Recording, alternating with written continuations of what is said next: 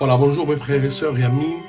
Dans cette nouvelle vidéo, j'aimerais partager quelques minutes de ton temps précieux, une méditation de la parole du Sauveur.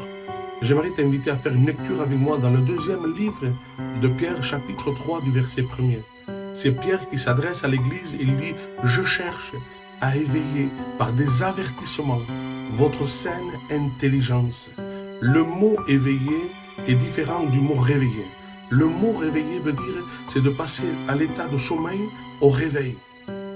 On doit faire un effort pour pouvoir réveiller quelqu'un qui est dans le sommeil.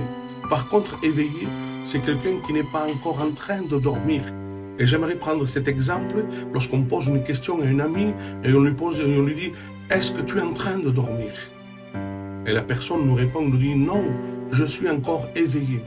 Et le but de la parole de Dieu aujourd'hui, c'est que tu es peut-être dans le manque d'activité. Tu es peut-être dans la paresse. Il n'y a plus de communion. Et peut-être que tu es en train de te refroidir dans la foi. J'aimerais te dire que Dieu veut t'aider. Parce que si tu restes dans ta position, tu risques de passer de la foi à l'incrédulité. Parce que le manque d'effort, le manque de pratiquer. Le Proverbe 23, verset 33, il dit un peu de sommeil, un peu d'assoupissement, un peu croiser les mains et la ruine te surprendra.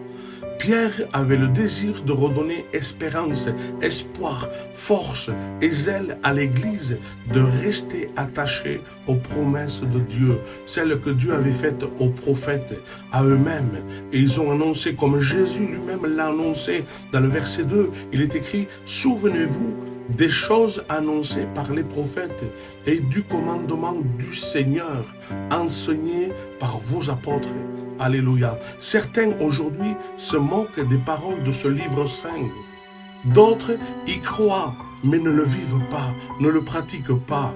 Que notre saine intelligence ne soit pas obscurcie par le doute et le manque de patience. Car celui qui doit arriver, ce qui doit arriver, arrivera. Que tu le crois ou que tu ne le crois pas, dans le premier livre des Thessaloniciens, chapitre 4, verset 16, il dit qu'il y aura un signal donné. À la voix de l'archange, les morts en Christ ressusciteront premièrement. Ensuite, nous les vivants, nous irons à leur rencontre dans les airs. Nous irons les rejoindre sur les nuées pour vivre éternellement auprès de lui. Oui, notre espérance est celle-ci. Dans le livre de Jacques, chapitre 3, du verset 1er, il est écrit « L'épreuve de votre foi produise la patience. » Il faut que la patience produise son œuvre parfaite à nous, afin que nous soyons parfaits et accomplis et sans faillir en rien. Alléluia.